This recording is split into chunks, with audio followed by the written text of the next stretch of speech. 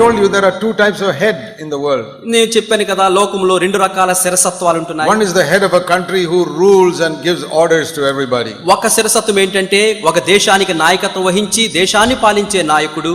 And he may not care how the people are. ఆ దేశంలోని ప్రజలు ఎటువంటి వారో అనే దానికి పట్టింపులు లేకుండా ఉండొచ్చు. There are so many poor people in India suffering so much. అనేక మంది పేదవారు భారతదేశంలో శ్రమ పడుతూ ఉంటున్నారు.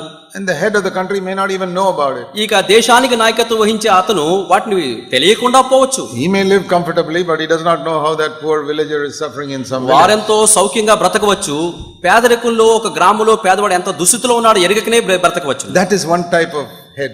అది ఒక రకమైన శిరసత్వం. And some husbands are like that. కొంతమంది భర్తలు అట్లాంటి శిరస్సులుగా ఉన్నారు. They don't care how much their wife is suffering. తమ భార్య ఎంతగా శ్రమ పడుతుందో వీరికి శ్రద్ధ లేదు, పట్టింపు లేదు. They are like the president or king in the house.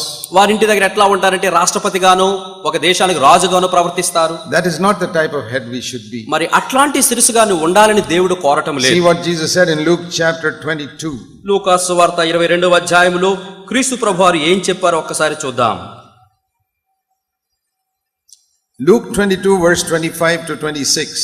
లూకా సువార్త 22వ అధ్యాయంలో 25 నుంచి 26 వచనాలు. In verse 24 it says they had a dispute who is the greatest. ఇక్కడ 24వ వచనం చూసినట్లయితే తమలో ఎవడు గొప్పవాడు అని చెప్పి వివాదం పుట్టింది వారిలో. As a husband you also may discuss with your wife who is greater, you or me. భర్తగా నీవు ఇంటి దగ్గర భార్యతో చర్చించవచ్చును, ఇంటిలో గొప్పదాని నీవా గొప్పవాణ్ణి నేనా అని. Who is greater? ఎవరు గొప్ప అంటే భార్య భర్తల్లో. I'm sure all of you husbands say I am greater than my wife. కనుక చాలా మంది భర్తలు చెప్పొచ్చు, నా భార్య కంటే నేనే గొప్పవాణని చెప్పుకోవచ్చు. Some of you wives may say no, I am greater than my husband. కొంతమంది భార్యలు అనొచ్చు, కాదండి భర్త కంటే భార్య గొప్పదని నేనే గొప్పదని చెప్పుకోవచ్చు. That is just like these disciples also arguing who is greater.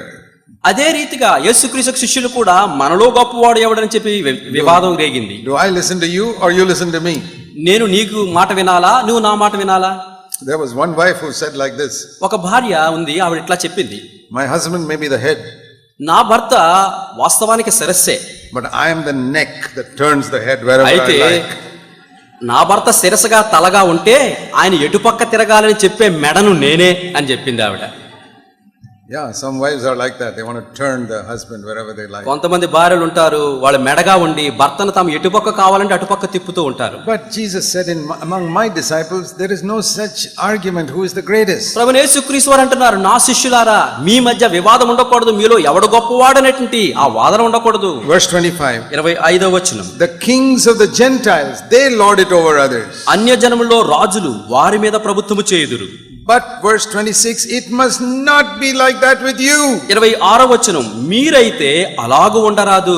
So if you are the greatest, you must become the youngest. నీవు గొప్పవాడుగా ఉన్నా కోరినట్లయితే అందరికంటే తక్కువవాడుగా ఉండాలి. Verse 26, the leader must become like a servant. 26వ వచనం ఉంటుందండి, అధిపతి పరిచారకుల వలె ఉండాలి. So if you are the head, నీవు ఒక శిరస్సుగా ఉండగోరితే, as a follower of Jesus you have to be a servant. నీవు యేసుక్రీస్తును వెంబడించేవాడుగా దాసుడుగా ఉండాలి.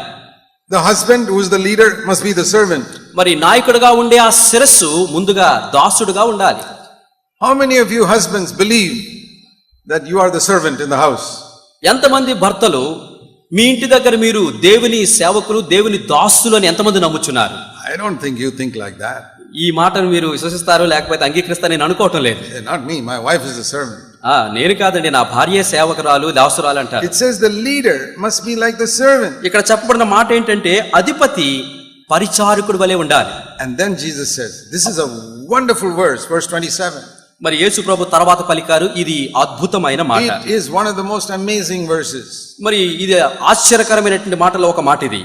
He says, who is greater, the one who sits at the table or the servant who comes and serves at the table? 27వ వచనం, భోజన పంక్తిని కూర్చుండువాడా పరిచర్య చేయవాడా ఎవడు గొప్పవాడు అంటున్నాడు. You go to a rich man's house. మీరు ఒక ధనవంతుని ఇంటికి వెళ్ళారు. All the big people are sitting at the table. ఆ యొక్క భోజన బల్ల మీద గొప్ప గొప్ప వాళ్ళందరూ కూర్చున్నారు. One servant is coming and serving. ఒక దాసుడు మరి సేవ వడ్డించడానికి వచ్చాడు. Who is greater? ఎవరండి కూర్చున్నవాడా వడ్డించేవాడా గొప్పవాడు? You know the answer. మీకు తెలుసా జవాబు? The one who is sitting at the table is the great person. ఇక వడ్డించి సేవ చేయవాడు కాదండి, ఎవరైతే భోజన బల్ల మీద కూర్చున్నాడో వాడే గొప్పవాడు. You don't even have to know that. ఇక మీరు దాన్ని తెలుసుకోవాల్సిన అవసరం లేదు. Rich man invites you to his house. మరి ఒక ధనికుడి ఇంటి దగ్గర వెళ్తే అది మనకు తెలుస్తుంది. And he is sitting there. ఆయన కూర్చున్నప్పుడు and You also are sitting there, నీవు కూడా ధనికుడితో పాటు and కూర్చున్నావు. somebody comes to serve the food. ఎవరో భోజనం వడ్డించడానికి వచ్చారు. You don't ask who is greater, he or you. అప్పుడు నువ్వు అడగాల్సిన అవసరం లేదు. కూర్చున్న ఈయన గొప్ప, వడ్డించి ఆయన గొప్ప అని. నీకు తెలుసు అది. This man who is sitting here is the great man. ఇక్కడ కూర్చున్న వ్యక్తే గొప్పవాడు. This person is only a servant. ఈ వచ్చిన వడ్డించేవాడు కేవలము ఒక పనివాడు. Now Jesus says, ఇప్పుడు యేసుప్రభు అంటున్నారు, I am among you as a servant. 27వ వచనం చివరి భాగం, అయినను నేను మీ మధ్య పరిచర్య చేయువాని వలె Have ఉన్నాను. you understood that? ఇది ఎప్పుడన్నా గ్రహించారా? That in true Christianity, we follow Jesus. నిజమైన క్రైస్తవత్వంలో యేసు ప్రభువును మనం వెంబడిస్తున్నాం. We are not like big lords sitting at the table. మనము భోజన బల్ల దగ్గర కూర్చున్న ఆ ప్రభువుల వలె మనం లేము. If you really follow Jesus, నిజంగా క్రీస్తును వెంబడిస్తుంటే, you'll say, Lord, I want to be a servant like you were. దేవా నీవే పరిచారకుడు, దాసుని చెప్పుకుంటుంటే నేను కూడా దాసునే. To have the spirit of a servant. దాసుని వంటి వైఖరి, Not just do a few things ఏదో కొన్ని ఇక్కడక్కడ పనులు to చేయడం ద్వారా show కాదు. that I am a servant. నేను పనివాడును అని చెప్పుకోవడానికి కొన్ని పనులు But to చేయడం ద్వారా have the కాదు. spirit of a servant. ఒక దాసుని వంటి వైఖరి కలిగి ఉండాలి. That is the true husband. అది నిజమైనటువంటి భర్త యొక్క And that లక్షణం. is the true wife.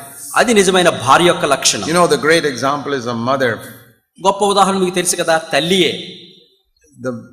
When the Lord tries to show his love for us, మరి క్రీస్తు ఈ ప్రభు తన ప్రేమను మనకు చూపించకోరుదలుచుకున్నప్పుడు he takes the example of a mother in Isaiah 49 verse 15. యెషయా 49వ అధ్యాయం 15వ వచనంలో దేవుడు తన ప్రేమను చూపించినప్పుడు ఇట్లా చెబుతున్నాడు. He doesn't take the example of a wife or a husband. ఒక భార్య ఉదాహరణో భర్త ఉదాహరణో తన ప్రేమకు చూపించడం లేదు. He says the best example of my love is the love of a mother for its newborn baby. దేవుడు అంటున్నాడు, నా ప్రేమను మీకు చూపించడానికి నేను ఏర్పరచుకున్న గొప్ప ఉదాహరణ ఏంటంటే బిడ్డలను పాలిస్తూ పెస్తున్న తల్లినే నేను ఉదాహరణగా Now if you తీసుకుంటున్నాను. were to ask me, ఇప్పుడు నీవు నన్ను అడిగినట్లయితే, who is greater and bigger? అయ్యా ఎవరు గొప్పవారు, ఎవరు ఉన్నతులు? Mother or that baby? ఇప్పుడు తల్లా బిడ్డలా? Everybody knows.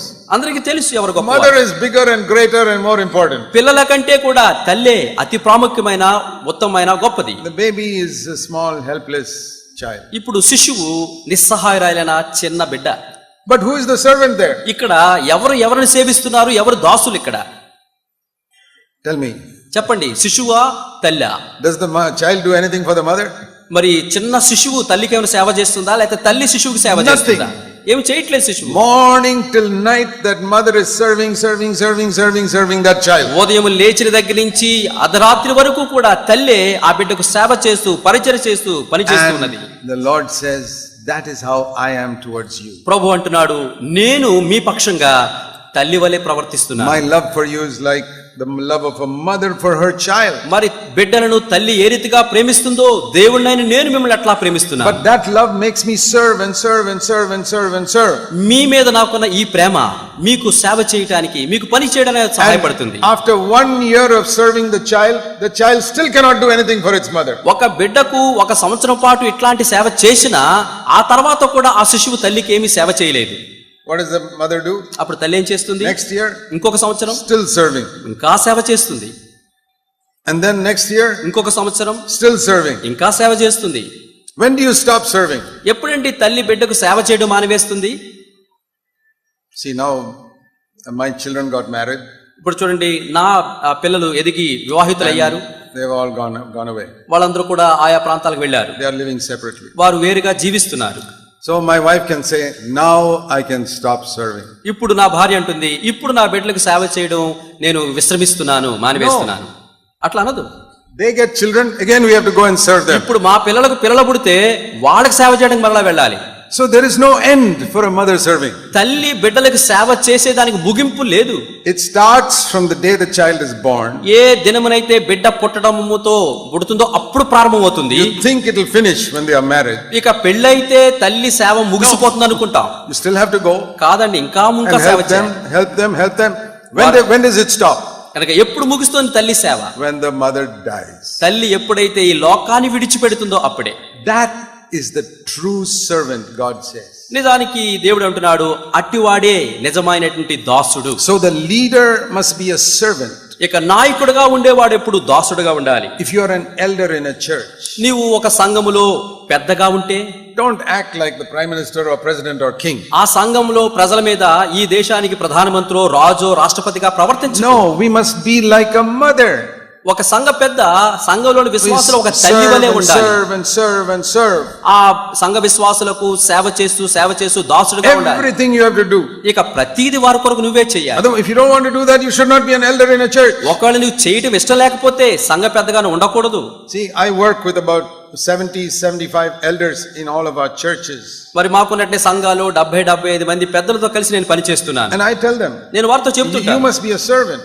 మీరు పెద్దలు కాదు, పెద్దలుగా ఉండగోరంటే దాసుడుగా ఉండాలి. If the toilet is dirty, the father and mother have to clean it, not the babies. ఎప్పుడైతే ఆ యొక్క మరుగుదొడ్లు అశుభ్రంగా ఉంటాయో పిల్లలు కాదండి, తల్లిదండ్రులు పోయి వాటిని శుభ్రపరచాలి. So, in the church, సంఘములో we have to serve and do all the dirty jobs for other people. పెద్దలైన మనము ఆ బిడ్డలను తల్లి ఎట్లా శుభ్రపరుస్తుందో మనము కూడా అట్టి సేవ చేయాలి. That is how a man is to be the head. ఆ రీతిగానే శిరస్సుగా ఉన్న పురుషుడు ప్రవర్తించాలి. That he cares for the body like this physical head cares for the body. ఏ రీతిగా ఈ శరీరానికి ఉన్నటువంటి ఈ యొక్క శిరస్సు శరీరాన్ని గురించి శ్రద్ధ వహిస్తుందో భర్త కూడా కుటుంబ సభ్యుల గురించి శ్రద్ధ వహించాలి.